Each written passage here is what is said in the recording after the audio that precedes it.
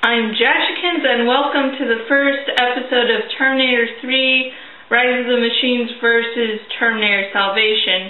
And to start off, I'm going to take a new character from each movie. And from Terminator 3, we have Katherine Brewster, and for Terminator Salvation, we have Marcus Wright. So let's start off with Katherine Brewster. She's annoying. That's it. She yells all the damn time, and it's like those old black and white movies, except it's not funny. It's really not. It's not humorous anytime she yells. And then when she talks, her talking voice is annoying. I don't know which is more annoying, the yelling or the talking. It's very hard to decide. And she does it the whole damn movie. Even after she is saved, she still yells. And it would be okay if she was maybe a side character we never really saw that much. But she's one of the main characters, one of the three main characters. And, oh god, it's annoying. And, yeah, she gets to marry John Connor. This annoying little bitch gets to marry John Connor. And you knew that was going to happen near the start of the movie, but it's still annoying to see it happen. You're going to be the leader of humanity, and you can have probably any lady you want, really. And you're going to start off with Katherine Brewster. Yeah. John Connor has made mistakes in his past, and this is one of them. Really. Yeah, that's Katherine Brewster in a nutshell. So let's see how Marcus Wright compares. And Marcus Wright is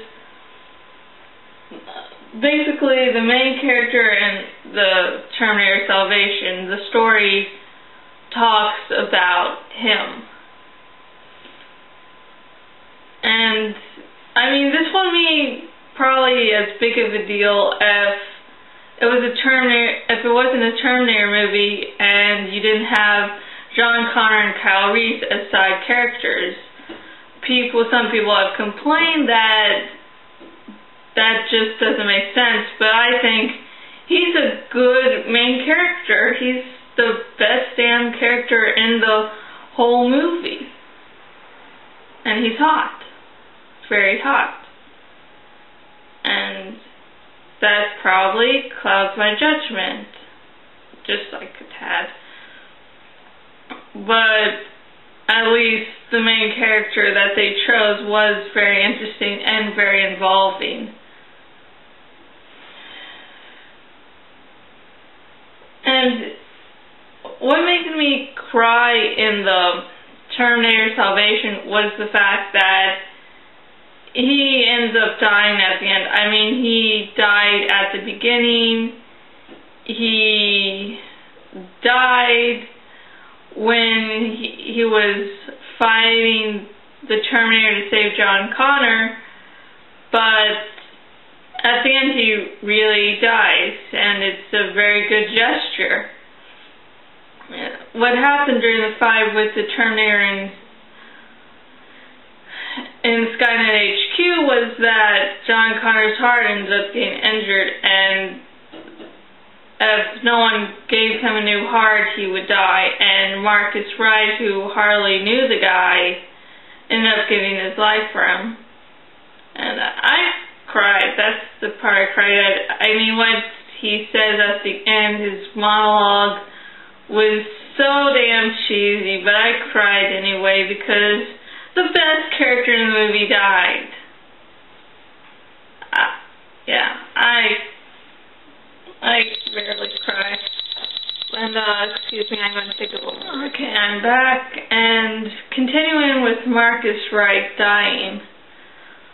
I cried not just because he was my favorite character, but because he gets shit thrown at him all through the movie.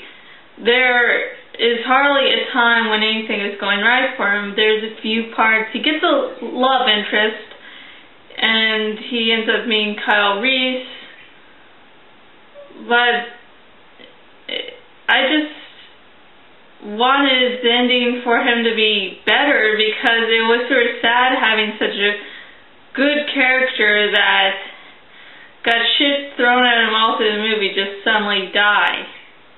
It was a heroic gesture, but yeah, I really didn't want him to die. And it's like I have a black thumb with favorite characters, where I like a character and he dies or she dies. It happened in the Terminator TV series. Derek Reese died and the show was canceled.